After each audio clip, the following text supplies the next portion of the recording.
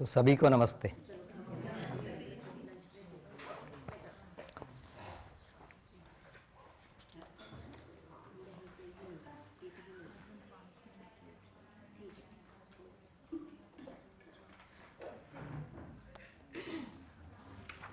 वीरता और धीरता में आते हैं। पेज 157 में है लास्ट लाइन, स्वयं मानसिकता का 157 अच्छा 57 संयम नियम पेज 157 लास्ट लाइन, स्वयं मानसिकता का सदुपयोग निर्दिष्ट में स्वयं व्यवस्था तथा समग्र व्यवस्था में भागीदारी है। मानसिकता का सदुपयोग कैसे समझेंगे? व्यवस्था में भागीदारी कर रहा है माने मानसिकता का सदुपयोग कर रहा है। देखिए बहुत सिंपल स्ट्रक्चर है। विचार में यदि समाधान हो गया तो आपको आपके व्यवहार में और आपके व्यवसाय में दिखेगा। मान लो आप व्यवहार नहीं कर रहे हो माने विचार में समाधान का प्रमाण नहीं है। हुआ है ये भी नहीं बोल रहे हैं, नहीं हुआ ये भी नहीं बोल सकते। या आप व्यवसाय नहीं कर रहे हैं तब भी वही चीज है। व्यवसाय नहीं कर रहे हैं तो आपके पास आया कहां से? तो आप फिर संग्रह पूर्वक जी रहे हैं, है ना, या मांग के खा रहे हैं, है ना, किसी न किसी विधि से आप माने मैं कोई भी ठीक है। तो व्यक्ति किसी को नहीं कह रहा हूं ऐसा। तो विचार में समाधान है, ये अंततः व्यवस्था में ही व्यक्त होना है। व्यवस्था में व्यक्त होना है माने 5 आयाम है। इन 5 आयामों में भागीदारी करना है। स्वास्थ्य संयम में कौन कैसे भागीदारी करेगा? भाई पहले अपना तो करेगा, वहां से स्टार्ट हो गया। अपना करते करते जब तक बड़ा होगा तो बच्चों का क्या करेगा? तो परिवार में करेगा, कुछ सीमा तक बनेगा, उससे आगे यदि नहीं बनेगा तो किसी से मदद ले लेगा। ठीक है ना। तो अपना स्वास्थ्य, मेरा पेट दर्द हो रहा है, कौन देखेगा? डॉक्टर देखेगा कि मैं देखूंगा? मेरा सिर दर्द हो रहा है तो सबसे पहले तो मैं ही देखूंगा ना।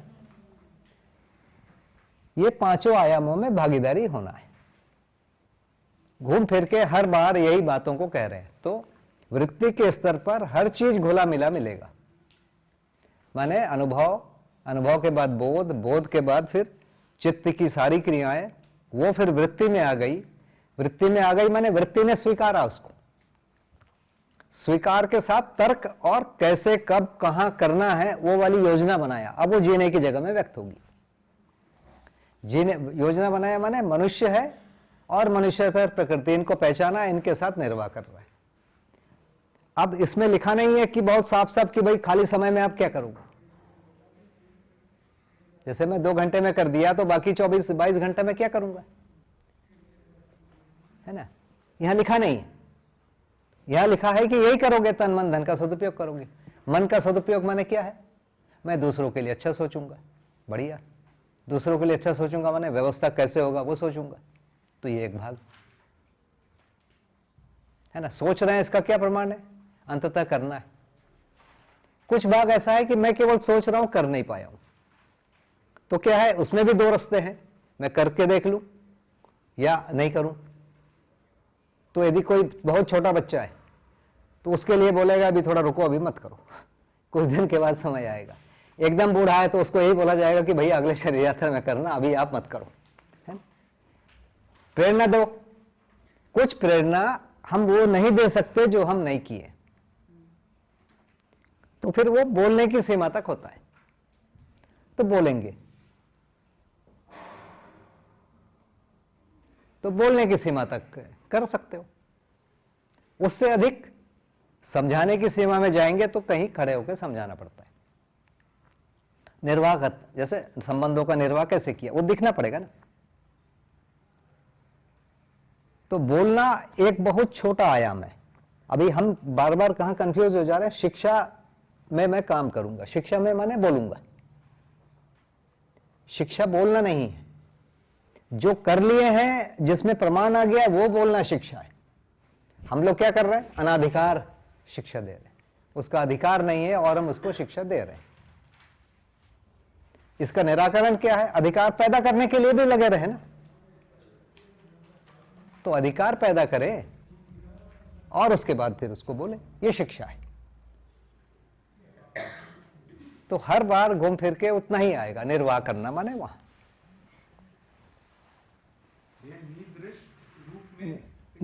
निर्दिष्ट माने निर्देश किया गया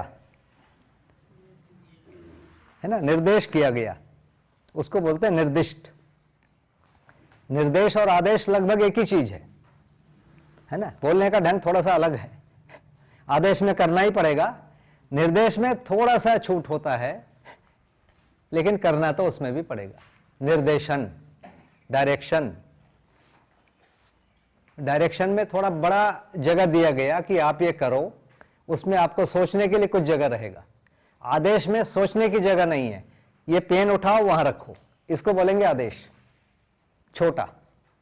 लेकिन कुछ जगह में दूसरे प्रकार से भी कहते हैं, है ना, कि हमारा आदेश है, वहां जाके आप अमरकंटक में जाके ये करो, भजन करो। तो ये नहीं बोला कि ये खाओ कि नहीं खाओ, पियो कि नहीं, वहां जाके भजन करो। भजन में बहुत सारी चीजें समाई है, आप अपना विवेक लगाओ, करते रहो। तो उसको निर्देश कहते हैं। आदेश और निर्देश लगभग एक भाषा है ना? ये अस्तित्व का निर्देश है या ये मानसिकता को सदुपयोग? नहीं, स्वयं व्यवस्था तथा समग्र व्यवस्था में भागीदारी करना माने स्वयं व्यवस्था होना, उसके लिए काम करो। स्वयं व्यवस्था होना माने पांचों आयामों में भागीदारी करना, वही है समग्र व्यवस्था में भागीदारी।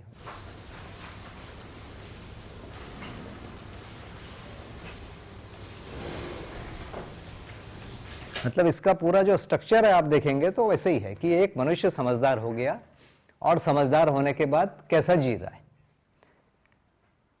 यदि आप आदर्शवादी आचरण को देखेंगे, समझदार हो गया तो कैसा जी रहा है, वो केवल बैठे हैं।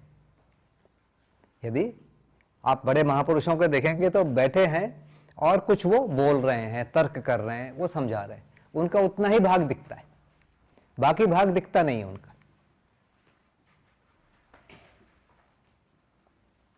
है ना। जैसे आदि शंकराचार्य को आप देखेंगे, उन्होंने बहस किया बड़ा, वो दूसरे जो मत हैं उनसे बहस किया, उन्होंने शास्त्रार्थ किया। बहस माने उसको शास्त्रार्थ कहते हैं। खासकर उनका शास्त्रार्थ बौद्धों के साथ बड़ा शास्त्रार्थ रहा, और बौद्धों को उन्होंने उस जगह लाया कि ये ठीक है, मुख्य उनका जो काम है ये। उसके बाद उन्होंने इतने में वो रुके नहीं, उन्होंने आह्वान किया कि हर परिवार मुझे एक अपना बेटा दो। उन्होंने चारों वर्ण के बच्चों को स्वीकारा और उसको लेकर उन्होंने एक पूरी 10 नामी अखाड़े बनाए, उनका नियम कानून सब बनाया, और हर राजा के पास जाके उन्होंने प्रस्ताव रखा कि हमसे शास्त्रार्थ करो या शस्त्रार्थ करो, या फिर शास्त्रार्थ करो या लड़ लो। इस पूरी प्रक्रिया में जो बहुत सारे राजा बौद्ध हो गए थे, ऐसा माना जाता था कि राजा का धर्म जो है प्रजा का धर्म होता है, तो फिर राजा वापस इसको स्वीकार लिए। कई जगह हो सकता है छोटी मोटी लड़ाई भी हुई होगी। तो जो नागा साधु हैं उनको उन्होंने बड़े बाल बढ़ाए, भयंकर दिखे ऐसा रहे, नग्न रहे ऐसा बताया, उनको शराब और ये सब पीने से रोका नहीं, ताकि वो उस प्रकार की आर्मी के भाग हैं जो लड़ाई में काम आएंगे। तो उन्होंने काम बहुत किया है, उनका माना जाता है कि उनको समाधि हुई है। आदि शंकराचार्य को समाधि हुई है और उन्होंने बहुत सारे काव्यों की रचना किया, काव्य माने शास्त्र कहेंगे, और उनके अनुवाद किया, और उसके बाद उन्होंने ये भी काम किया। आयु तो छुट्टी आई नहीं, 16 वर्ष का उनका काम है। 16 साल की उम्र में उन्होंने संन्यास लिया, केरल से चले और इसके बाद नर्मदा के किनारे आए। वहाँ पर उन्होंने अपने गुरु से दीक्षा लिया, कुछ सीखा उन्होंने। वहाँ से मंडन मिश्र को उन्होंने शास्त्रार्थ में हराया। अब कई लोग कहते हैं कि मंडन मिश्र नर्मदा के किनारे ही रहते थे। मंडला करके एक जगह है जबलपुर के बाजू में, कई लोग कहते हैं वो मंडला है, वो मंडन मिश्र वहाँ रहते थे। कई लोग कहते हैं कि नहीं भैया वो मिथिला में रहते थे। ये विवाद है, उसमें अभी उत्तर नहीं निकला। फिर भी यदि मिथिला में ही है तो वहां से वो मिथिला गए, मिथिला माने नॉर्थ बिहार, है ना, वहां गए। उसके बाद फिर उन्होंने शास्त्रार्थ किया और उनको हराया। उसके बाद उन्होंने 4 पीठ फिर से बनाए, मतलब एक भारत घुमा, पूरी गए, श्रृंगेरी गए, उत्तरकाशी गए और द्वारिका गए, 4 उन्होंने पीठ बनाए। मतलब 2 राउंड भारत घूम लिया पैदल 16 वर्ष में। अब सोचिए ना क्या गति है। यदि कहानी को, घटनाओं को देखेंगे तो गति देखिए, और इस बीच उन्होंने कितने काव्यों को रचा उसका कोई हिसाब नहीं है। उसमें से बहुत सारी चीज आज मिल रहे हैं। तो समाधि होने के बाद वो कैसा जी रहे हैं, कैसी यात्रा कर रहे हैं, कितना कठिन है, और उसमें फौज भी बनाया उन्होंने। मठों को कैसा जीना है उसके लिए उन्होंने नियम कानून बनाए। एक अखाड़े और दूसरे अखाड़े का क्या संबंध होगा, उन्होंने उसको डिफाइन किया उस समय। लेकिन ये शिक्षा में आगे ऐसा नहीं हुआ। हाँ, आदर्शवादी शिक्षा में आया, वो आदर्शवादी में आया। गुरुकुल परंपरा हाँ, सबसे अधिक उन्हीं का ही है। तो इतना उन्होंने काम किया, है ना। अच्छा, इस बीच एक कहानी ऐसी है कि उनकी माँ को उन्होंने वचन दिया था कि जब भी तुम्हारा अंतिम समय आएगा मैं आ जाऊंगा। तो जब वो पहुंचे फिर उनकी माँ की मृत्यु हो गई। अब कहानी ऐसी है, कथा सही है, पता नहीं जो लिखा हुआ है उसके हिसाब से उनकी माँ को कोई कंधा देने वाला नहीं मिला, उनकी माँ के शव को। तो उन्होंने शव को 3 टुकड़े में काटा, बांधा, खुद सिर पे रखकर वो लेके गए और उनको उन्होंने जलाया। कोई उठा नहीं पाया, शायद वो उठा नहीं पाएंगे, बीमार थे वो, और वो ले गए और उसके बाद फिर उन्होंने उसका दाह संस्कार किया खुद। अब सोचो कितना लोगों ने सहयोग किया होगा। मतलब जो लिखा हुआ है मुझे उसका बहुत नहीं पता है। अब कहानी 100% मुझे सही पता है, मुझे ये भी नहीं पता। हम कहीं से सुनते हैं, कहीं से पढ़ते हैं, उसको हम जोड़ के बोलते हैं। तो एक तरफ तो कह रहे हैं कि समाधि है और सारे चीज़ों से छूटे हुए हैं, है ना। उनका परकाया प्रवेश का भी एक कहानी है इस बीच। वो कहानी ऐसा नहीं लगता कि समाधि वाला व्यक्ति ऐसा कोई कार्य करेगा। हमारी छोटी बुद्धि है, उतने से ये लगता है कि ऐसा तो नहीं करना चाहिए। लेकिन उन्होंने कार्यक्रम जो किया, मुख्य रूप से हिंदू धर्म को या सनातन धर्म को, वैदिक धर्म को स्थापित करने के लिए उन्होंने काम किया। उसमें लड़ाई जैसी चीजों को भी उन्होंने स्वीकार किया। ठीक है, ये घटना 16 साल की छोटी सी आयु काम करने की रही। 16 साल में संन्यास लिया, उसके बाद का 16 वर्ष है। 32 में वो चले गए। ठीक है, उसको बहुत ऑथेंटिक माना जाता है। इस कहानी को ज्यादातर लोग इसी को मानते हैं जो मैं बोला।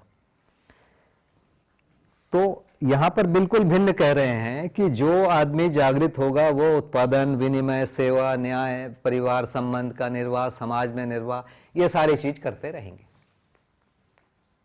तो समाधि से जो निकले व्यक्ति हैं और उनका आचरण और इस विधि से जो जागृत व्यक्ति है, दोनों का आचरण भिन्न है ना। ये बात जानी चाहिए। उसको बार बार उन्होंने लिखा है। उस क्रियाओं को आप देखेंगे तो सारी क्रियाएं अन्य, जैसे वीरता, अन्य को न्याय दिलाने की क्रियाओं में स्वशक्ति का नियोजन, दूसरों को न्याय उपलब्ध कराने में अपनी भौतिक और बौद्धिक शक्तियों को नियोजित करना, न्याय, इसको वीरता बोल रहे हैं। वीरता माने लड़ाई नहीं है कहीं पर। यहाँ ये मोटी परिभाषा में लगता है कि खुद खड़े हो जाओ किसी को पीटने के लिए। किसी के साथ अन्याय हो रहा है तो जाके आप खड़े हो जाओ, मारो। जो आदमी इसको पूरा नहीं समझा है वो यही सोचेगा, जबकि यहाँ कहीं लड़ाई ही नहीं है। इसको व्यक्त करना धीरता है माने। अब देखो, अब इसमें जब पढ़ेंगे तो पता चलेगा कि अब ये वो लड़ाई नहीं है। इसको व्यक्त करना धीरता है माने। धीरता माने न्याय के प्रति निष्ठा रखना और देरता रहना, माने खुद तो न्याय करते रहना, दूसरा नहीं कर रहा है तो भी करते रहो। ये फिर डंडा मारना नहीं है।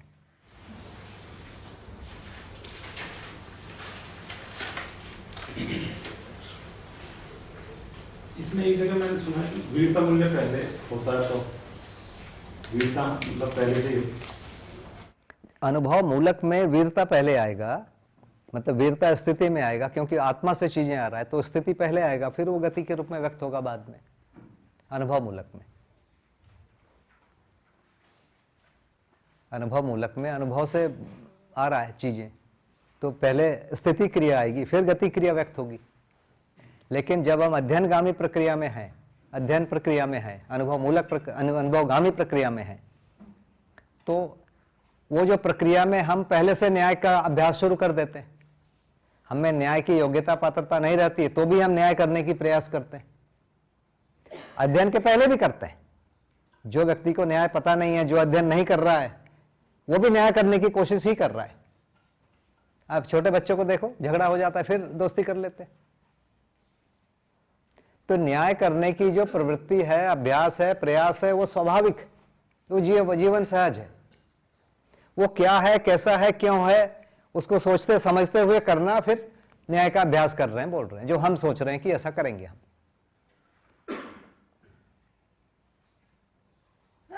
तो हम में जो दिखेगा अध्ययन विधि करते समय, या सामान्य कोई व्यक्ति जो अध्ययन नहीं कर रहा है, वो न्याय को करने की कोशिश पहले करता हुआ दिखेगा। तो पहले धीरता दिखेगा, बाद में उसका वीरता का प्रमाण आएगा। कब आएगा? जब कोई दूसरा व्यक्ति उनके प्रभाव में आके संबंध को स्वीकारने लग गया, दूसरा व्यक्ति न्याय में आ गया, तो यह माना जाएगा कि पहले व्यक्ति ने वीरता किया, उसको न्याय में स्थापित कर दिया। उसमें यदि जरूरत है तो खाना खिलाओ, जरूरत है तो कपड़े दो, ये सब हो सकता है, क्योंकि न्याय उपलब्ध कराने में अपनी भौतिक एवं बौद्धिक शक्तियों का नियोजन। जरूरी नहीं है कि भौतिक करो ही, जरूरी नहीं है कि भौतिक वाला करोगे ही नहीं, ऐसा भी नहीं बोल रहे हैं। दोनों शक्तियों का नियोजन होगा।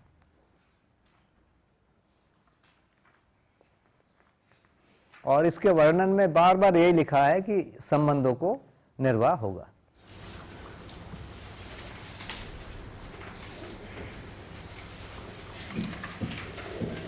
जो ये लाइन है, धीरता वीरता अपनी परिभाषा के अनुसार महत्व और आवश्यकता स्पष्ट हो चुकी है, इसलिए न्याय करने की आवश्यकता ही है। हाँ। इसलिए हाँ।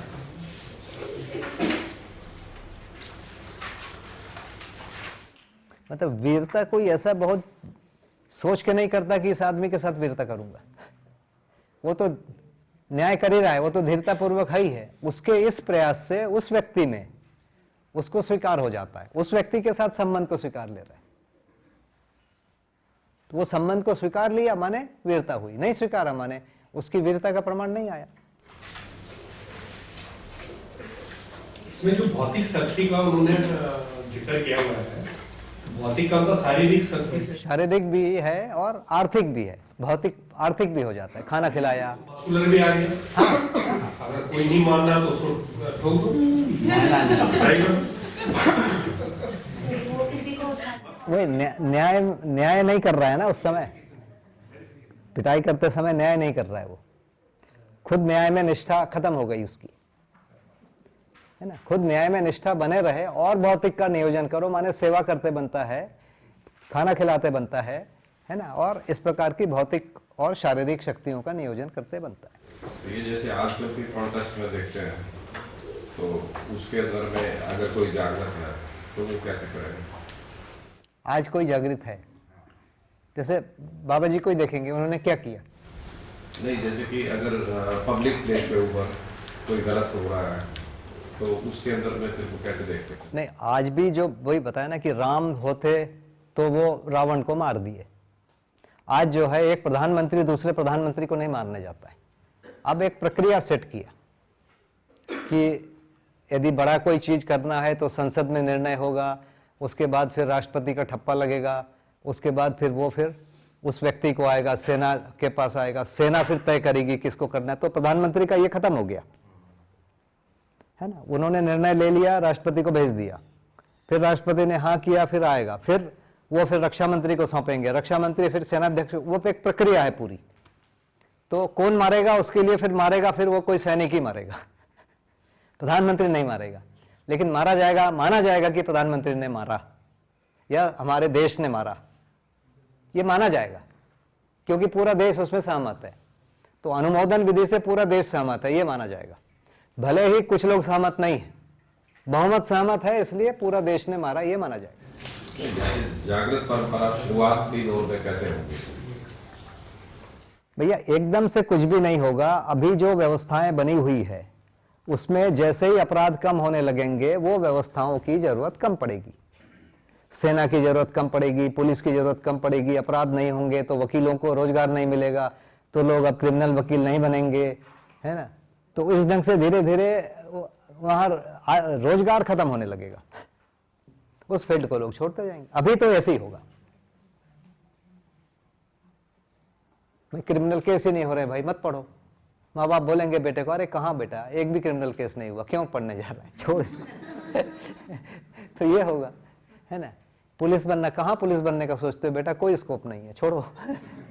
है ना। सेना में जाना है, कहाँ जाना है यार, कोई भर्ती नहीं हो रही है, लड़ाई नहीं हो रही है।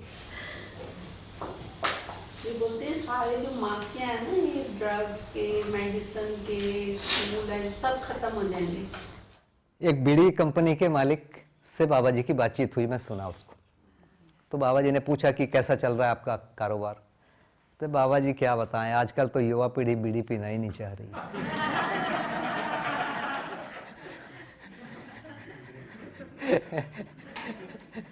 तो यही होगा। इस ढंग से बीड़ी के धंधे बंद होंगे, फिर सिगरेट के बंद, यही है विधि। समाज जागृत होगा तो उसके प्रति जो आसक्ति है कम हो जाएगी।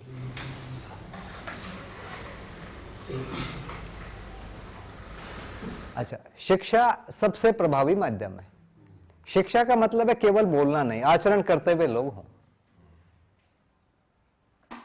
तो उससे वो ट्रांसफर होगा और लोग ऐसा जीने लगेंगे। वो जीने लगेंगे तो वो संख्या बढ़ती जाएगी। देखिए अभी हमारे देश में वो पब्लिक प्लेस में धूम्रपान निषेध है।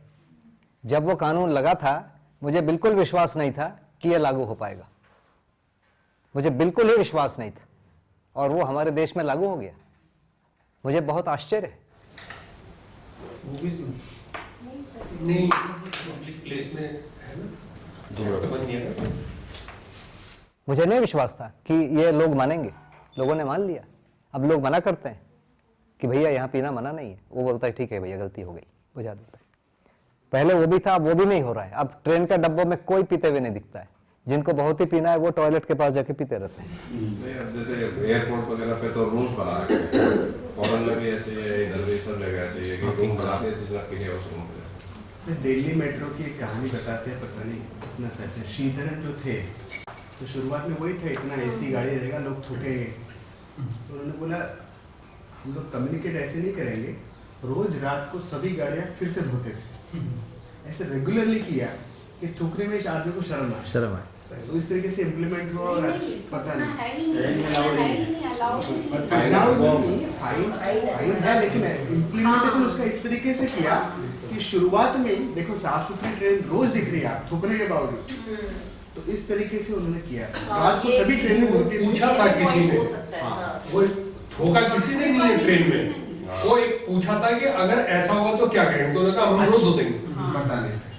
मतलब मेट्रो में तो हम खुद इतने हैरान हैं कि बिल्कुल कोई गंदगी नहीं, कोई कुछ नहीं, कोई खाता, मतलब इतना आराम से लोगों ने सब फॉलो कर लिया। मतलब बहुत हैरानी की बात है। और हर बार उसमें जाता है, ट्रैवल करता है। नहीं, और जबकि मेट्रो स्टेशन से निकलते ही फिर उतनी ही गंदगी उतनी है।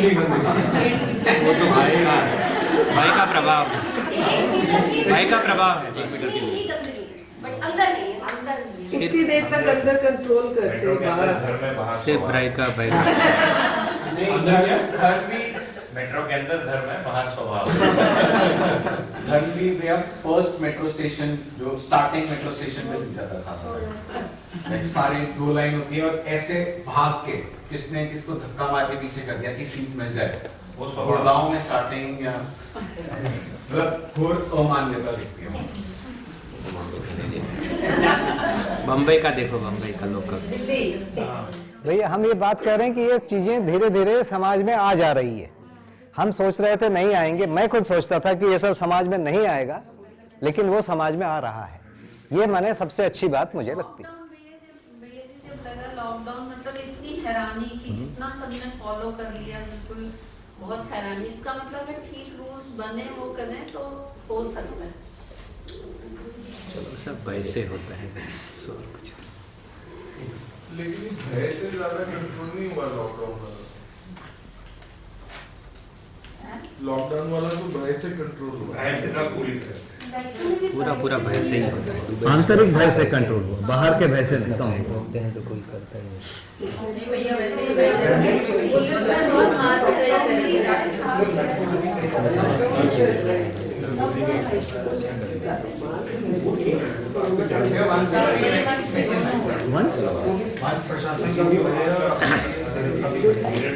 थोड़ा रिक्वेस्ट है सभा को कि हमारे पास दिन कम है और पुस्तक में अभी पूरा मन की आचरणों को भी देखना है, तो उसके संदर्भ में ही चर्चा में रहे हम।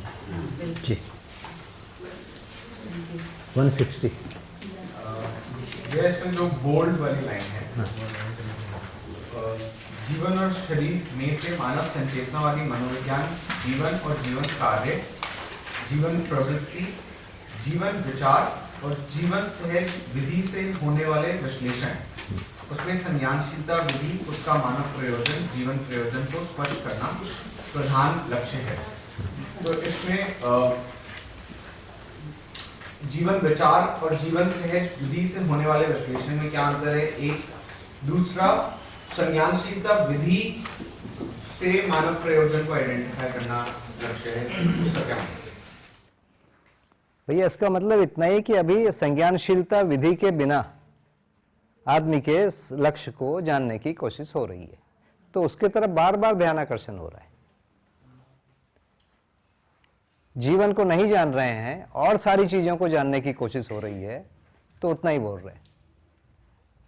पूरी बात इसलिए नहीं हो पा रही है ना कि भौतिकवादी जो शिक्षा है वो जीवन को नहीं स्वीकारता है, अनुभव को नहीं स्वीकारता है। इसके कारण सारा प्रॉब्लम है। तो जीवन है और मानव में अनुभव की संभावना है, ये दो फैक्टर यदि जुड़ेंगे तो सारी चीजें अपने आप ठीक हो जाना है ना। उसके बाद व्यवस्था आएगा तो अलग व्यवस्था आएगा, वो नहीं होगा तो अलग व्यवस्था होगा। तो इतना बोल रहे हैं। लेकिन उसके आगे से मेरा प्रश्न है, जीवन से विधि इसी को बोल रहे हैं कि अनुभव मूलक? हाँ बिल्कुल अनुभव मूलक विधि। मानव प्रयोजन के रूप में यह पहचाना गया है कि मानव अपने मौलिक रूप में नियम, नियंत्रण, संतुलन, न्याय, धर्म, सत्य, सहज, संप्रेषणा, अभिव्यक्ति, प्रकाशन है। यह मानव शरीर संयोग मानव परंपरा में ही है। हाँ, माने केवल जीवन है और शरीर नहीं है, ऐसी स्थिति में ये नहीं होगा। मानव परंपरा में होगा, शरीर भी रहेगा, जीवन भी रहेगा।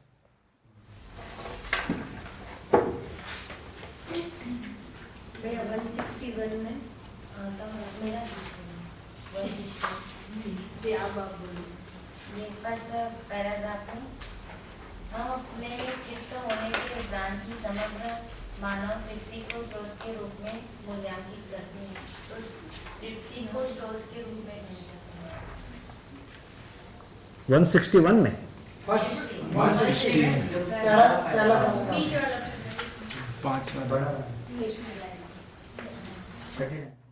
हम यह भी अनुभव कर चुके हैं कि हर नर नारी हम अपने में तृप्त होने के उपरांत ही समझते हैं। सबसे पहले 160 पे उसकी दो लाइन आपने पढ़ा, उसकी दो लाइन हम अपने में तृप्त होने के उपरांत ही ये वही हम अपने में तृप्त होने के उपरांत ही समग्र मानव तृप्ति के स्रोत के रूप में मूल्यांकन करते हैं। माने जो तृप्त हुआ वही अपने आप को सभी के लिए तृप्ति का स्रोत मानता है। तो बाबा जी अपने आप को बाकी सबके तृप्ति के लिए स्रोत मान रहे हैं। ठीक है, नहीं समझ? जैसे तृप्ति कहीं, जैसे मिठाई एक मीठे चीज से सब जगह जाएगी ना। सुख है, किसी जगह में सुख होगा, वहां से तो बहेगा ना कि सब दुखी है और सुख आ जाएगा, नहीं आएगा। तो एक स्रोत चाहिए होता है, जैसे सूर्य प्रकाश का स्रोत है या ऊष्मा का स्रोत है, तो कोई एक स्रोत चाहिए। तो ये वो घोषणा कर रहे हैं कि मैं तृप्त हूं और इसलिए मैं स्रोत हूं, मेरे से अब लोगों को तृप्ति मिलेगी। कैसे मिलेगी? इस विचार को सुन के, इस विचार को जी के। मैं उसके अंदर भर नहीं दूंगा, है ना। तृप्ति यहाँ पे कल्पनाशीलता की तृप्ति की बात। हाँ, कल्पनाशीलता पहले आएगी उसको आप प्रयोग करके देखोगे तो तृप्त होगे, केवल कल्पना कर लिए तो तृप्त नहीं होगे। तो स्रोत क्या है? ये वस्तु है। ठीक है। बहुत ज्यादा भ्रम और एक है कि अनुभव करा देंगे। ये आदर्शवादी परंपरा में बहुत चलता है कि वहां गए तो वहां अनुभव हो गया, अनुभव करा दिए। यहां बोल रहे हैं कि नहीं कराएंगे, करा ही नहीं सकते। अधिक से अधिक अवधारणा करवा सकते हैं, माने अध्ययन बोध हो सकता है। तो जो जागृत आदमी है वो बोध करा सकता है, बोध भी अध्ययन बोध, अनुभव बोध नहीं। अनुभव बोध उसको खुद करना होता है। तो अध्ययन की जो सीमा है वो कहां तक है? अवधारणा तक की। तो जो जिनको अध्ययन है, जिनको अनुभव है, वो अवधारणा करवा सकते हैं। जिनको अवधारणा है वो उसके तर्क दे सकते हैं। एक स्टेप नीचे तक आता है। अनुभव वाला बोध करा सकता है, बोध वाला, बोध माने अवधारणा वाला, फिर तर्क दे सकता है। तो तर्कपूर्वक कुछ चीजों को रख सकते हैं। तो लोगों को तर्क स्वीकार होगा तो आभास करा सकते हैं। तो अनुभव वाला व्यक्ति प्रतीति करवा सकते हैं जिनको अनुभव है, और जिनको प्रतीति है वो आभास करा सकते हैं। अपने से अधिक तो संभव ही नहीं है, अधिक से अधिक अपने बराबर तक हो सकता है। ठीक है। तो तृप्ति के स्रोत उन्होंने अपने आप को बोला। जी दीदी, चेतना दीदी। जैसे अभी आपने आंसर दिया उसमें इसका जवाब तो आ ही गया। दीदी 161 में सेकंड पैराग्राफ की लास्ट 2 लाइन है, पहचानने में सर्वाधिक भाग मूल्यांकन के रूप में है, मूल्यांकन में सर्वाधिक भाग संतुलन असंतुलन के रूप में है। तो मैं सिर्फ यही जानना चाहती थी कि भाई अनुभवगामी में हम संतुलन असंतुलन को भी पहचान नहीं पाएंगे? नहीं, पहचान पाएंगे। देखिए, भास विधि से पहचान पाते हैं, आभास विधि से और स्पष्ट हो जाता है कि ये क्यों अच्छा है, क्यों संतुलन है, और उसको बोल भी दूसरे को ट्रांसफर और अच्छे से कर सकते हैं। तो भास वाला ट्रांसफर करने में तकलीफ है, आभास वाला कुछ तर्क को देकर ट्रांसफर कर देता है, प्रतीति वाला और अच्छे से कर पाता है। तो ये विधि है। ये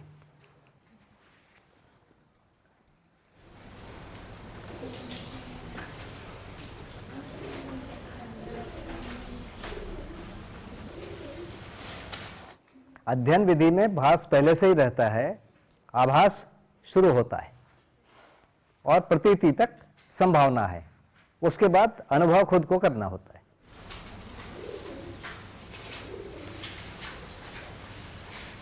ये धीरता वीरता में संतुलन की बात इसलिए की जा रही है क्योंकि मतलब कुछ आपके न्याय करने से संतुलन होगा।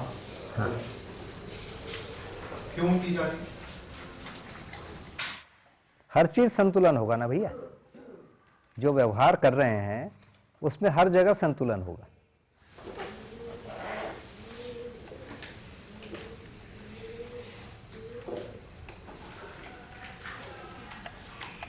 आई थिंक आपकी बात का उत्तर यहाँ आया है विनय।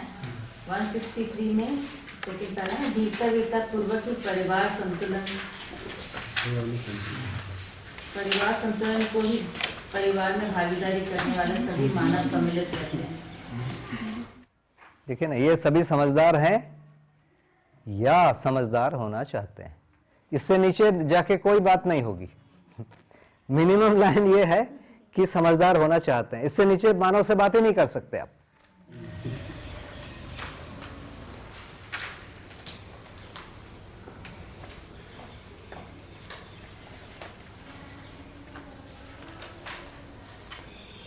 यह पेज 162 में लास्ट पैराग्राफ नीचे से 3rd लाइन बोल रहे हैं, समझदारी के अनुरूप विचार विश्लेषण एवं योजना रूपी ईमानदारी का पक्ष है। ये बिल्कुल बढ़िया एक बात है। ईमानदार कौन है? ईमानदार किसको बोले? अपनी ही समझदारी के प्रति ईमानदार होता है आदमी। मेरी जो समझ है उसके प्रति ईमानदार होता हूं। ये कब मानेंगे?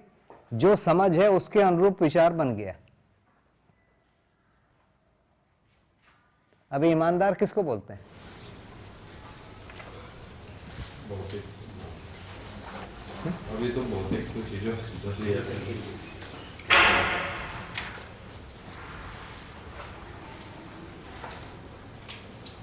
मालिक। एक जज साहब से बाबा जी की बात हो रही थी, रिटायर्ड जज थे, वो चर्चा चल रही थी, तो बाबा जी उनको समझाने की कोशिश कर रहे थे यही वाली बात, तो मान नहीं रहे थे। तो फिर उन्होंने मेरे को कमज़ोर देखा और हमसे पूछा ये कैसा है। तो मैंने पूछा कि मैं एक डॉन के यहाँ ईमानदार क्लर्क हूँ, आप मुझे गुंडा मानोगे कि अच्छा आदमी मानोगे? तो बोले मैं समझ गया, मैं गुंडा ही हूं ना, गुंडा का हाथ पैर हूं। एक आदमी हत्यारा है, उसमें जो जो भागीदारी कर रहे हैं फाइनली वो हत्यारे ही हैं। तो क्या है, मूल चीज से ही नीचे सब जुड़ा माना जाएगा। वहां मैं ईमानदार नहीं माना जाऊंगा, वहां मैं बेईमान माना जाऊंगा। तो कहां से है? यदि समझदारी के अनुरूप मेरे विचार हो गए हैं तो ईमानदार हूं, नहीं तो मैं अपने प्रति बेईमान हूं। मतलब मेरा जो समझ है उसके विपरीत मैंने विचार बना रखा है, तो अपने लिए ईमानदार नहीं हूं। वो आदमी कहीं भी ईमानदार नहीं होगा। से मैंने कुछ मान लिया है, समझ लिया है, उसके अनुरूप विचार होना पड़ेगा। उस जगह प्रॉब्लम है तो हर जगह प्रॉब्लम है नीचे। तो मूल ईमानदारी की जगह यहां फिक्स किया कि समझदारी के अनुसार विचार हो जाना ईमानदारी। व्यवस्था के अर्थ में होना चाहिए जो भी। हाँ, तो पहले अपनी समझदारी के अनुसार विचार होगा, उसके बाद व्यवहार होगा ना। तो यदि हमारा विचार ही नहीं हुआ तो व्यवहार नहीं होगा। तो प्रॉब्लम इन दोनों जगह में आ गई, इसलिए उसको ईमानदारी बोला। तो समझदारी, समझदारी के अनुरूप ईमानदारी, ईमानदारी के अनुसार फिर भागीदारी। जिम्मेदारी कहाँ है? जिम्मेदारी उसको स्वीकारा कि हम इसको करेंगे। एक तो ईमानदारी मैंने विचार बना लिया, उसके बाद फिर उसको करने जाएंगे, वो जिम्मेदारी हुआ। विचार ही नहीं बना है तो करना भी मुश्किल पड़ेगा ना। तो वो जो विचार बन गए उसको जिम्मेदारी कह रहे हैं।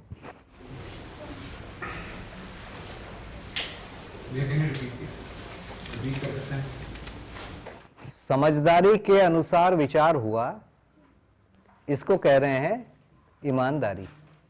अपने प्रति ईमानदार हुआ, विचार जो है अपनी समझ के प्रति ईमानदार हुआ। यहां ईमानदारी का जो मूल स्थान है वहां पर है। यहां गलती होगी तो सब जगह नीचे और गलती होती जाएगी। पहला जगह ये। दूसरा जगह जो विचार हुआ उसको फिर कार्य व्यवहार में करने के लिए तैयार हो पाना, इसका नाम है जिम्मेदारी।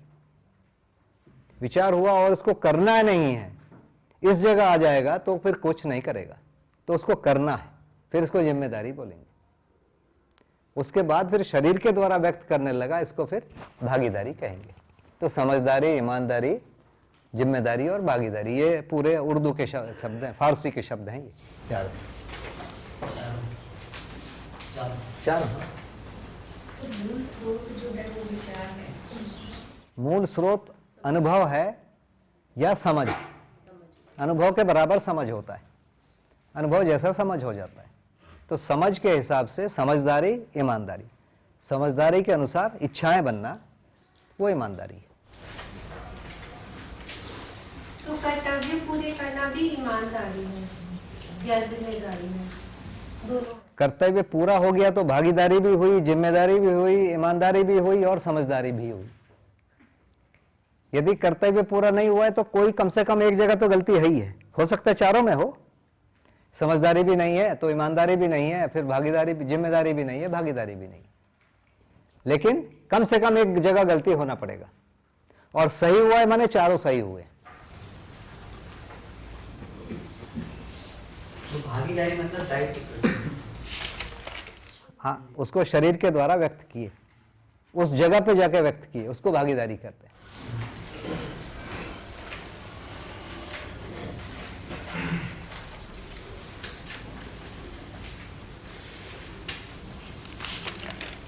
आगे चले भाव और संवेग में। थोड़ा सा इसमें ये थोड़ा सा बता दीजिए कि रूप और गुण में से गुण ही अर्थात गति ही संवेग है, स्वभाव और धर्म भाव है। इसको थोड़ा सा एक्सप्लेन। 135 है।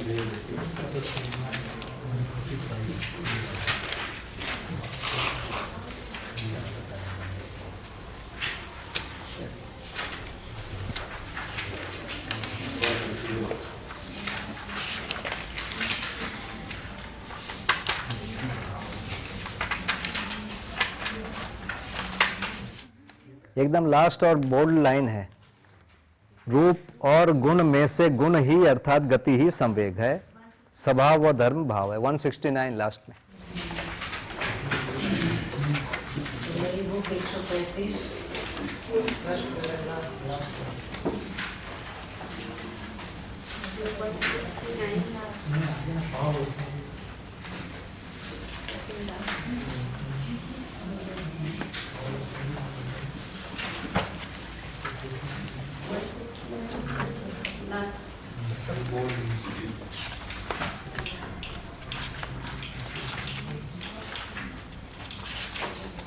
तो रूप गुण स्वभाव धर्म है, स्वभाव धर्म ही भाव है। तो स्वभाव धर्म जो है उसको वृत्ति ने स्वीकार लिया, स्वभाव को और धर्म को। वृत्ति का ये प्रत्यावर्तन क्रिया है, माने वृत्ति जो है चित्त को स्वीकार रही है। चित्त में और बुद्धि में स्वभाव और धर्म पाया जाएगा। तो इसको स्वीकार लिया तो वृत्ति चित्त के अनुसार हो गई, तो उसको बोल रहे हैं ये भाव हुआ स्थिति में।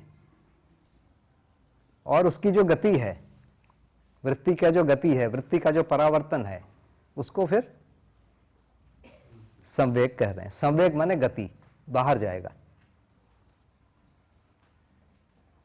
संयोग कह रहे हैं पूर्णता के अर्थ में योग। हम लोग संवेग संयोग को ऐसा मानते हैं अचानक हो गया कोई चीज, मैं जा रहा था संयोग से वो मिल गया, मतलब उसका जो बोलचाल में ऐसा माना जाता है कि एक्सीडेंटली वो मिल गया, है ना, दुर्घटनावश मिल गया, अचानक मिल गया, बिना कारण के मिल गया। यहां कह रहे हैं कि बिना कारण के कुछ है ही नहीं। हर एक को पूर्णता में जाना है, पूर्णता में पहुंचना है, पूर्ण होना है, उसके लिए योग होते रहेंगे। पूर्णता तक पहुंचने के लिए हर मनुष्य को योग मिलते रहेंगे, संयोग मिलते रहेंगे हर समय। यह संयोग कभी समाप्त नहीं होगा। क्यों मिल रहा है? पूर्णता के अर्थ।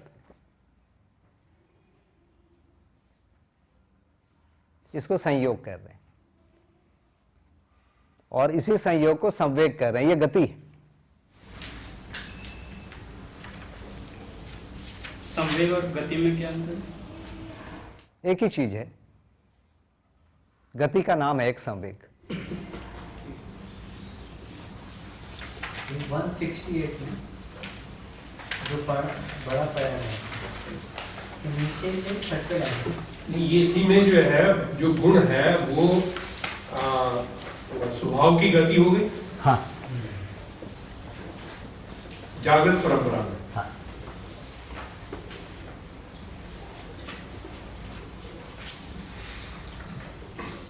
जैसे मेरा स्वभाव मान लीजिए धीरता है या वीरता है या उदारता है, ये जो है ये जब गति में दिखेगा तो कुछ क्रियाओं के रूप में दिखेगा, गुणों के रूप में दिखेगा। तो बहुत सारे गुणों को मिलकर मेरा स्वभाव आप देखेंगे, या मैं भी दूसरे को जो पहचानता हूं स्वभाव कैसे, उसके बहुत सारे गुण दिखते हैं। गुण कैसे? जैसे मैंने इनसे कैसा बात किया, इनसे कैसा बात किया, इनसे कैसा व्यवहार किया, इनसे कैसे किया, इनसे ऐसे मेरे 200-400 लोगों के साथ व्यवहार को आप देखते हैं।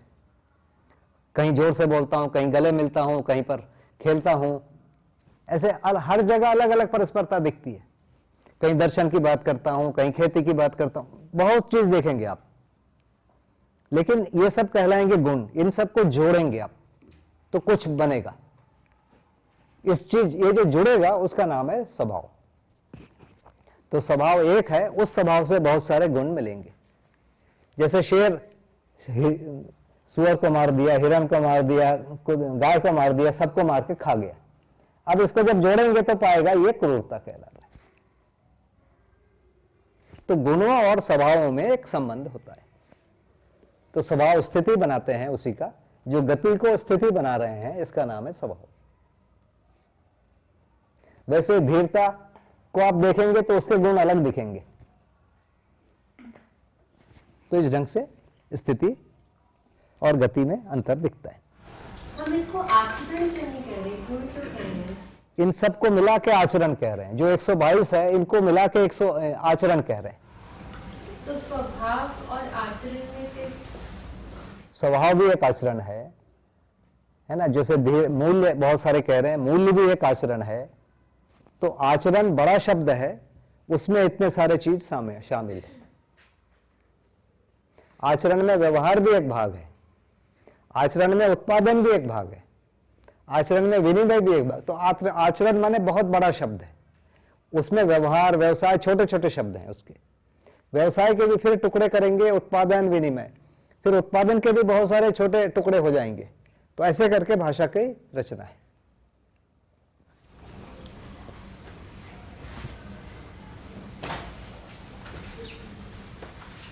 जी पुष्पेंद्र भाई बताइए। वैसे तो क्लियर है, पर अस्तित्व स्वयं स्थिति में सत्ता, गति में प्रकृति है। पर प्रकृति में गति है, स्थिति है। तो स्थिति पूर्ण जो है वो सत्ता ही मिलेगा, और यदि गति कहीं मिलेगी तो प्रकृति में ही मिलेगी। इतना। एक और भी है, सहअस्तित्व रूपी अस्तित्व ही संपूर्ण भाव। भाव माने होना, जो है वही अस्तित्व है, वही संपूर्ण है। तो होना से भाव को, भाव माने होना, तो जो है वहां से भाव बनेगा। तो संपूर्ण भाव माने अस्तित्व। फिर उसको सत्ता में प्रकृति किया, उसके बाद फिर उसके छोटे छोटे पार्ट को, या जैसे मानव के बीच में कुछ चीजों को अलग भाव दे रहे हैं, ऐसा करके अलग अलग संबंधों में अलग अलग चीजों को अलग अलग भाव दे रहे हैं। तो ऐसा जो सबसे बड़ा वाला भाग है उसको कह रहे हैं संपूर्ण भाव, उसको अस्तित्व कह रहे हैं, या उसको सहअस्तित्व कह रहे हैं। अस्तित्व कह रहे हैं माने अस्तित्व ही सहअस्तित्व है, अस्तित्व कह रहे हैं माने सहअस्तित्व कह रहे हैं, अविभाज्य कह रहे हैं। और मुझे केवल सहअस्तित्व ही स्वीकार होता है, इसको कैसे? मतलब मैं आपसे विरोध करूंगा, आपको स्वीकार नहीं होगा, किसी को स्वीकार नहीं है ना। तो सहअस्तित्व साथ में होना स्वीकार होगा। भाई जब किसी के साथ हम झगड़ा कर रहे हैं ना, तो भी साथ में है, उसके बिना झगड़ा भी नहीं कर सकते। तो सहअस्तित्व इस ढंग से प्रभावी, लेकिन हमको स्वीकार नहीं हो रहा है क्योंकि झगड़ा हो रहा है। तो भैया उपकार विद्या जिस चीज को बोल रहे हैं वो ये है कि आप समाधानित होंगे, परिवार में समृद्धि मिलेगी, हेंस आप उपकारी नहीं। उपकार विद्या और क्या है? उपकार मुख्य रूप से समझने और समझाने के लिए कर रहे हैं। मतलब किसी को समझाया, वहां उपकार है। किसी को खाना खिलाया, इसको उपकार नहीं बोल रहे है ना, इसको उदारता बोल रहे हैं। उपकार का मतलब है समझना और समझाना ही है। पर समझाना इतना बड़ा काम है, हम यदि समझते नहीं हैं और बोलते हैं तो कन्वे होता ही नहीं कुछ। बोलना कन्वे होता है और फिर वो भी बोलना सीखता है।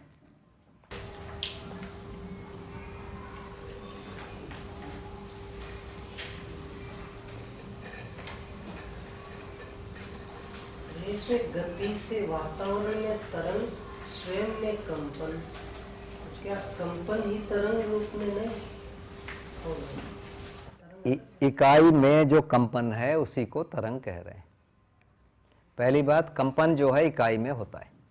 मूल में बता दिया, इकाई में दो गति होती है, वर्तुलात्मक और कंपन। जो मूल गति है वो दो गति मिलेगी, इसी कंपन को तरंग कह रहे हैं, और वो इकाई में ही होती है। जो आसारू अनुरूप कार्य गति पथ है वो कंपन है या वो गति अलग है? दोनों मिला हुआ है। देखिए कोई भी गति है माने उसमें वर्तुल और कंपन मिला रहेगा। जो कार्य गतिपथ है वो तो उसका कंपन ही है, माने यहां से यहां तक गति कर रहा है, लेकिन वो वर्तुल के बिना होता ही नहीं है। वो तो गति हो रही तो स्थिति हो रही है। तो जैसे गाय के शरीर को चला रहा है, तो गाय के शरीर के आकार में वो परमाणु भ्रमण कर रहा है। यदि हाथी के शरीर को चला रहा है तो हाथी के शरीर के आकार में कंपन कर रहा है, तो सूंड भी जैसा कंपन में उसका सूंड भी आ रहा है। ये जो कंपन है इसको कार्यगतिपथ कह रहे हैं। तो ये वर्तुल से, उसमें वर्तुल नहीं है ये संभव ही नहीं है, वर्तुल तो है ही।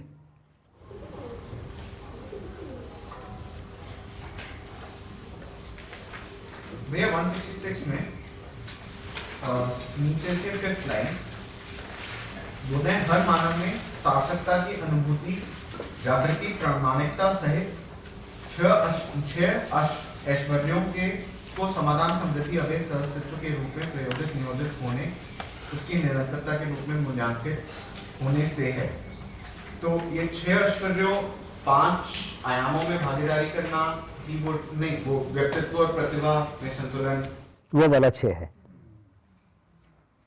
स्वयं में विश्वास, श्रेष्ठता के प्रति सम्मान, 6 गुण को सद्गुण, 6 सद्गुण, क्या बोले? 6 सद्गुण को ईश्वरीय गुण। हाँ।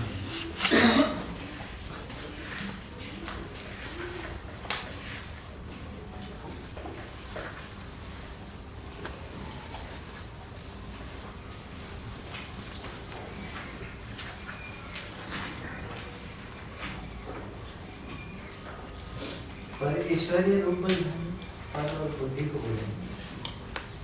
हाँ, वहां पर ये भी बोले हैं, वहां पर 5 ऐश्वर्य है। बल, बुद्धि, रूप, पद और धन।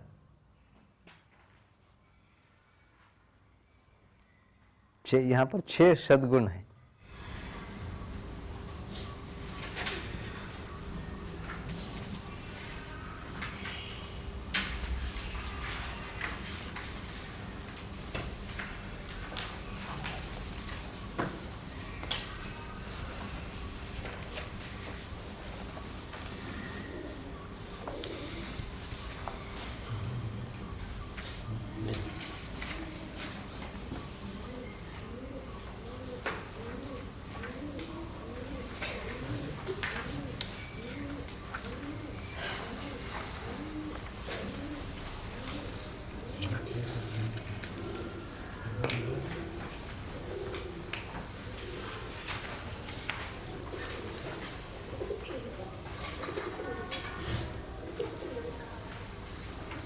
यहाँ पे हर चीज को भाव बोला है, व्यवस्था को भाव, मूल्य को भाव,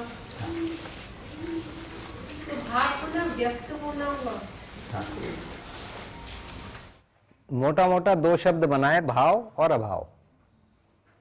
तो जो चीज है उसको भाव, उसी चीज को मनुष्य चाहता है। तो मनुष्य अव्यवस्था नहीं चाहता है, मनुष्य व्यवस्था चाहता है, तो व्यवस्था को भाव कहा। इस ढंग से भाषा का पूरा रचना बनाया। जैसे दुख, दुख का अस्तित्व तो नहीं है। बाकी अपन भाषा देखेंगे तो अलग ढंग से देखेगा, जो प्रचलित जो भाषाएं हैं। सुख भी है और दुख भी है, और इनसे परे भी कोई स्थिति। जो आदर्शवादी में जाएंगे ना, तो वो 3 चीज बता रहे हैं, सुख का अस्तित्व है, दुख का अस्तित्व है, और इससे परे कोई एक चीज है, वो भी है ना। और भौतिकवाद सुख और दुख कह रहा है, तीसरे को नहीं मान रहा है। यहां पर सुख का ही अस्तित्व है, दुख का अस्तित्व नहीं है, उससे परे वाले के एक ही चीज को। भाव को खराब भाव कहना सही नहीं है। बिल्कुल हो सकता है, मतलब वो तो है नहीं ना, इसलिए खराब नहीं। तो यहां है कौन सी चीज? अस्तित्व है। तो अस्तित्व नहीं है मैं मानता हूं, तो वो है नहीं, वो मेरा सोचना गलत है। तो भ्रम का अस्तित्व नहीं है, भ्रम होता नहीं है। तो भ्रम क्या है? मन और वृत्ति, वृत्ति और चित्त, चित्त और बुद्धि में जो विषमता है, उसको मिला के जब देखते हैं, वो स्थायी नहीं है, क्योंकि उसको समाप्त हो जाना है। होता कुछ है, मुझ में कुछ मानता हूं, ये भ्रम है ना। वो भी मैं इसलिए मान रहा हूं क्योंकि वो स्थायी नहीं है, मान रहा हूं वो स्थायी नहीं है, थोड़ी देर में चेंज हो जाएगा। तो भय है, भ्रम है, ये स्थायी नहीं है।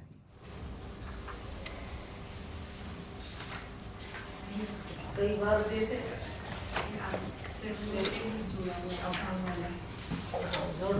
हाँ, तो जैसे जागृति क्रम को तो स्वीकार रहे हैं और अभाव वाली स्थिति है वो तो अमानव वाली उसमें ही है, तो उसको ऐसा बोल रहे कि अस्तित्व में ये भी है, तो फिर अभाव को क्यों नहीं बोल रहे हैं?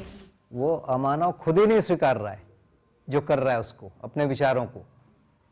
जैसे मैं परधन, परनारी, परपुरुष, पर पीड़ा यदि करूंगा भी तो स्वीकारूंगा ही नहीं कि मैं करता हूं। कोई भी नहीं करे स्वीकारेगा, उसको स्वीकार ही नहीं सकता। सहअस्तित्व को स्वीकारेंगे तो इसको अस्वीकार करना पड़ेगा। तो खुद ही नहीं स्वीकार रहा है तो उसकी स्थिति कहां हुई?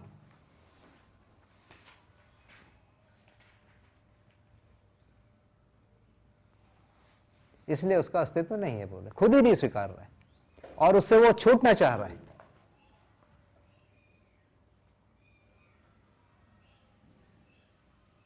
उससे वो दुखी है, जिसके साथ किया वो दुखी है, वो भी चाहता है कि छूट जाए। मेरे साथ किसी ने परधन किया है तो मैं चाहता हूं कि वो उसका वो नेचर छूट जाए। वो भी खुद चाहता है कि मेरे को ना करना पड़े, ठीक से सम्मानजनक करूं। पूरा समाज चाहता है, ये स्थिति है। ये जो अमानवीय कार्य है, पर धन, पर नारी, पर पुरुष, पर पीड़ा, करने वाला नहीं चाहता है, जिसके साथ होता है वो नहीं चाहता है, जो सुनता है वो भी नहीं चाहता है। ये पूरा बड़ा सेट होने के कारण उसको बोलने उसका अस्तित्व ही नहीं। और इसके उल्टे वाले को, मतलब सही वाले को जो बोला जाए, स्वधन, स्वनारी, स्वपुरुष, दयापूर्ण कार्य को स्वीकारते हैं, उसकी निरंतरता को स्वीकारते हैं। तो यदि कोई घटना में है, हो गया है परधन, तो उसकी निरंतरता नहीं रहेगी, यह स्वीकार है। तो निरंतर स्वीकार वाली वस्तुओं में ये नहीं है।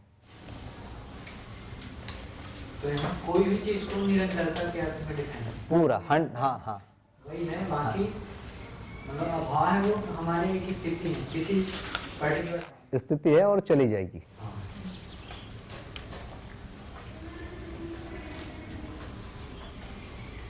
भाषा का रचना ही चेंज कर दिया पूरा। इसी में वो आता है, हम हमेशा उपयोगिता और सदुपयोगिता को ही स्वीकारते हैं। जब भी हमारा कहीं कोई चीज लगा तो उसमें उपयोगिता सदुपयोगिता दिखती है तो भाव रहता, बना रहता है। जैसे ही हमें लगता है कि ये हमने गलत चला गया, लॉस हो गया, चोरी हो गई, उस समय अभाव आ जाता है उसको। लेकिन हम शहर, शादी, ब्याह में बहुत चीज़ों में पैसा खर्च करते हैं, जब तक हम सोचते हैं सही है, जब तक लगता है, लेकिन जैसे ही पता लगता है ये तो आवश्यक है, तो अभाव होता है।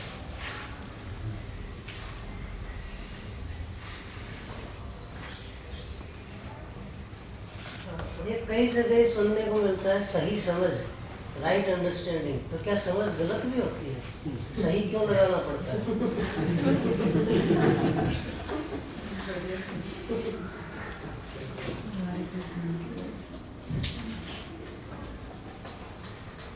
मेरे से आप अपेक्षा कर रहे हैं, कोई और बोला है, आप मेरे से उसके उत्तर की अपेक्षा।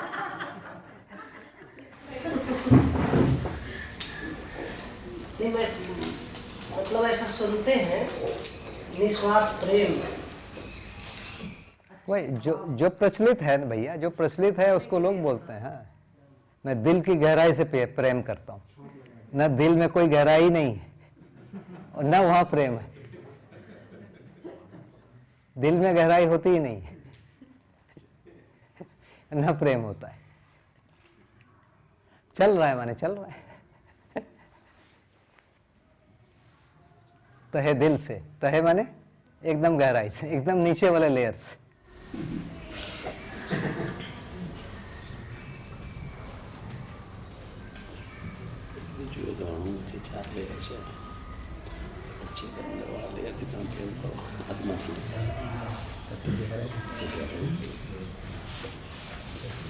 छोटा बच्चा जब तुतला के बोलता है, देखिए एक भी शब्द अच्छा बोल नहीं पाता है ना, पूरा गलत बोल रहा है व्याकरण की दृष्टि से, भाषा की दृष्टि से। लेकिन उसके साथ बात करते समय पूरा परिवार वही गलत भाषा बोलता है। नहीं, छोटा बच्चा जब बोलता है तुतला के बोलता है और पूरा परिवार उसके साथ तुतला बोलता है, बूढ़े बूढ़े भी लोग, और खुश होते हैं। बताइए अब कहाँ गया ग्रामर आपका, है ना। यही है, लव लेटर में स्पेलिंग मिस्टेक नहीं दिखता है। तो ये उस जगह से भी तो बोल सकता है, चिंतन वाले क्षेत्र में जो थोड़ा बहुत आया है। छोटे बच्चे का नहीं, बड़े है तो ऐसे ही। देखिए हम भी जो बोलते हैं ना, लोग बहुत बर्दाश्त करते हैं। 95% तो काम का नहीं होता है। अभी एक दूसरे के कम्युनिकेशन में एक व्यक्ति बोलता है, हम सुनते रहते हैं कि कब चुप होगा, लेकिन उसको बोलते नहीं है कि चुप हो जा। वैसे हमको भी लोग बर्दाश्त करते हैं ना।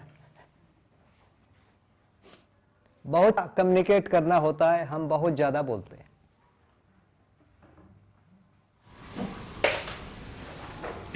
ये रूप गुण स्वभाव धर्म में कौन सा स्थिति में आता है और कौन सा गति में आता है? चार में धर्म हमेशा स्थिति में। धर्म के लिए ये तीनों जो हैं गति है। स्वभाव के लिए बाकी दोनों गति है। और वैसे हर समय रूप और गुण गति में, क्योंकि बदलते रहते हैं। मध्यस्थ गुण बदलता नहीं।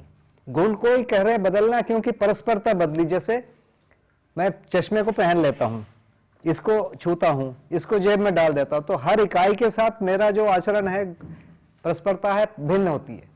सेव है, उसको खा जाता हूं। तो चूंकि ये परस्परता बदल रही है, इसलिए इसका नाम गुण दिए। तो गुण को, परिवर्तनशील को ही गुण, या रूप को परिवर्तनशील है इसलिए परिवर्तन गति कह रहे हैं। तो रूप और गुण हमेशा परिवर्तनशील है, गति में है। स्वभाव और धर्म स्थिति में है।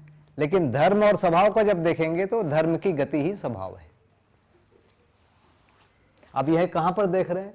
जैसे अनुभव के लिए जो बुद्धि है वो दूर में है, उस प्रकार की चीज। धर्म है वो आत्मा में है,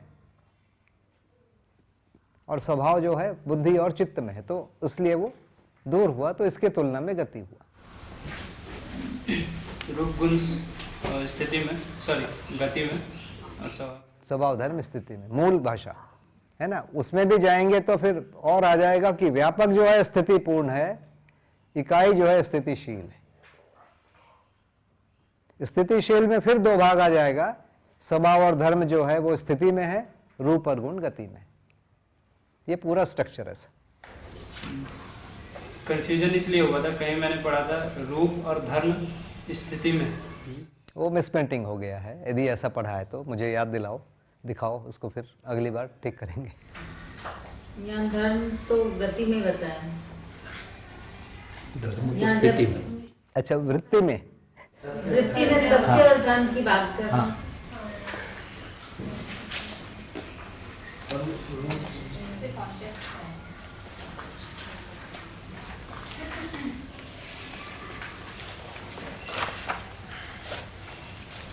काल और जाति।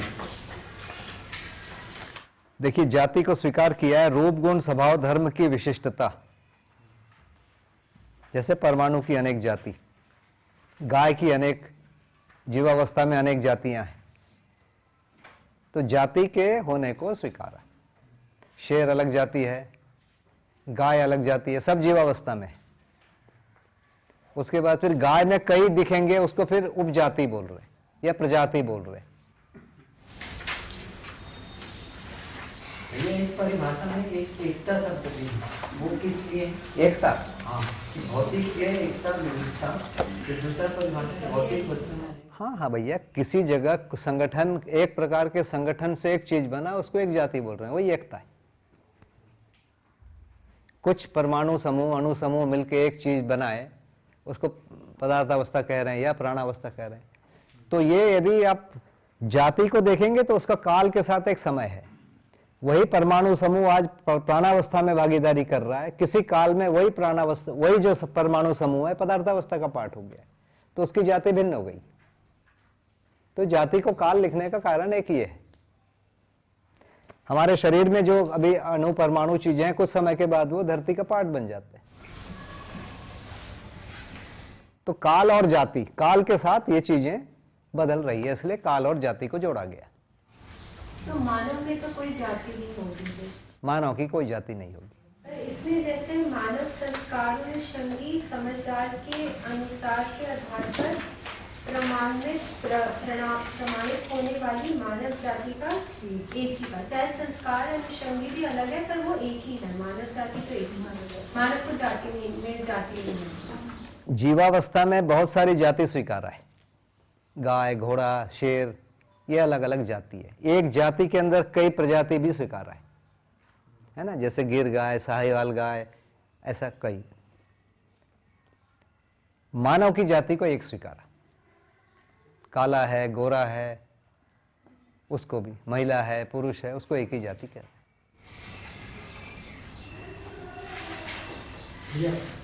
जीवावस्था में हम अलग अलग गायों को प्रजाति बोल रहे हैं, गाय और शेर और घोड़ा उसको प्रजाति? गाय में जो और सब क्लास है उसको प्रजाति कह रहे हैं। जाति की जाति, तो गाय जाति हुई, शेर जाति हुई। तो जीवावस्था में कई जातियां हैं, मानव एक जाति है। वंश और जाति में अंतर? जैसे मैं किसी एक परिवार से हूं, अलग वंश का हूं, आप किसी और परिवार से हैं, आप किसी, तो हम अलग अलग वंशों के हैं, लेकिन हमारी जाति एक।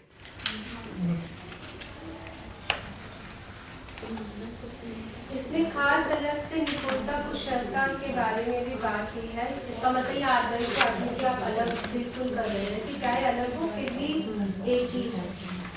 देखिए, वर्ण और जाति, आदर्शवादी परंपरा में दो बड़ा भाग है, वर्ण व्यवस्था और जाति व्यवस्था। वर्ण अलग है, जाति अलग है, जो प्रचलित है, अभी घुल मिल गया है। वर्ण मतलब है चार वर्ण, है ना, ब्राह्मण, क्षत्रिय, वैश्य, शूद्र, ये बड़ा क्लासिफिकेशन है। जाति का मतलब है कोई ट्रेडिंग से, कोई कौन सा काम कर रहा है, व्यवसाय से जोड़ा गया। जैसे कोई किसान है, कोई फूल लगा रहा है, तो उसी को किसान की उपजाति बोल रहे हैं। जैसे किसान माने जो कृषि कर रहा है। कृषि के बहुत सारे लोग हैं, जो एक सब्जी लगाता है, उसकी एक अलग एक जाति बना के रखा है, वो किसान, पर उसका एक सब क्लास है। एक अनाज लगाता है, वो एक है। फूल लगाता है, उसको एक अलग एक जाति बोलते हैं। फूलों का माला बनाता है, उसको एक अलग जाति बोलते हैं। जाति माने जो कार्य विभाजन है, जो बहुत प्रचलित है। चारों किसान हैं, कृषि के उत्पादन को ये अलग अलग रूप से कोई कार्य कर रहे हैं, तो ये जाति है। तो इस रूप में ज्यादा प्रचलित है ना, कार्य जो कर रहे हैं उसको जाति बोल रहे हैं। वर्ण एक दूसरी चीज कह रहे हैं। यहां जो क्लासिफिकेशन है वो पूरे मानव को एक जाति कह रहे हैं। उसके बाद नस्ल और वंश अलग हो सकते हैं, लेकिन मूल में मानव सभी एक जैसे हैं, सभी सुख चाहते हैं, मानव एक समान है, ये चीज कहा गया।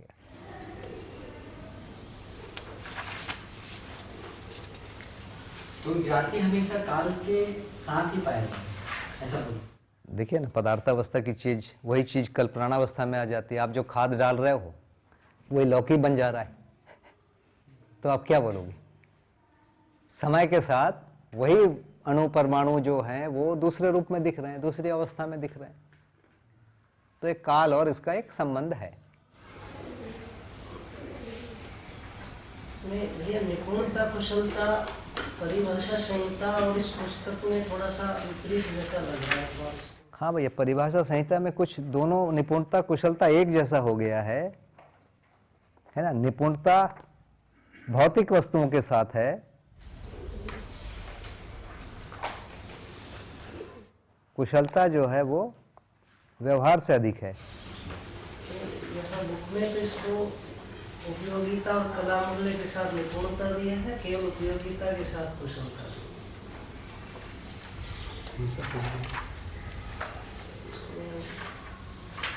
नई बुक में 137 इसमें हाईलाइटेड है, इस प्रकार मानव जाति एक है, उसी के ऊपर है। इसमें क्या लिखा है, दिखाइए, कहाँ पर है ये?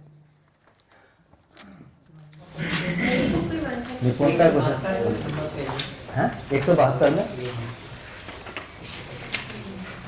नीचे से आपका निपुणता प्राकृतिक ऐश्वर्य पर उपयोगिता एवं कला मूल्य को प्रमाणित करना। तो वही उपयोगिता मूल्य को जब प्रमाणित करते हैं तो केवल निपुणता है, कुशलता में प्राकृतिक ऐश्वर्य पर, अच्छा ये एक जैसा ही आ गया। हाँ हाँ ठीक है, इसको एक बार अपन इसको देख के ठीक करेंगे भैया, है ना। कई जगह ऐसा हो गया है, परिभाषा संहिता में भी बहुत एक जैसा ही हो गया है। यहाँ उपयोगिता कलामूल्य को स्थापित करना निपुणता कहा है। हाँ। और उपयोगिता मूल्य स्थापित करने को कुशलता। कला परिभाषा संहिता में थोड़ा विपरीत। वही इसको एक बार देख के ठीक करेंगे भैया ना, पुराने वाले परिभाषा संहिता को भी एक बार देखेंगे, इसको करेंगे। इसमें निपुणता से कुशलता अधिक है कि या उसको व्यवहार से जोड़े? कोई अधिक होने का मतलब है उसमें व्यवहार जोड़ेगा, इसमें कुशलता अधिक है। उस दिन जब बात हुई तो ये पूछा था कि उपयोगिता और कला के मतलब जब व्यवहार में कला नहीं बोल रहे हैं, उपयोगिता और कला आपने बोला दोनों ही किस उस निपुणता या और मतलब एक में कला और उपयोगिता दोनों आएगा और दूसरे में व्यवहार आएगा, ऐसा बोल रहे हैं? कला का कुछ भाग व्यवहार से जुड़ता है, इसलिए एक है शुद्ध उपयोगिता से, उपयोगिता कला से, दूसरा उसके साथ व्यवहार से, और उसके साथ पांडित्य से। तो तीन ऐसे ग्रेड बनते हैं। तो एक उपयोगिता, उपयोगिता और व्यवहार, उपयोगिता व्यवहार और ज्ञान, ये तीन अलग अलग शब्द हैं। तो पांडित्य के बारे में तो कोई शंका ही नहीं है, वो साफ हो गया। इसके बारे में थोड़ी सी शंका हो जा रही है, निपुणता कुशलता और कुशलता निपुणता में इधर उधर हो जा रहा है। इसको देख के अपन ठीक करेंगे भैया, है ना, पुराना जो भी है। जैसे पहले जो बात हुई थी उसमें आपने यही बताया था कि निपुणता स्किल पक्ष से जुड़ रहा है और कुशलता व्यवहार से। हाँ, उसको और अभ्यास दर्शन में भी लिखा है ना। तो ऐसे और जगह से हम एक बार टैली करके उसको ठीक कर लेंगे।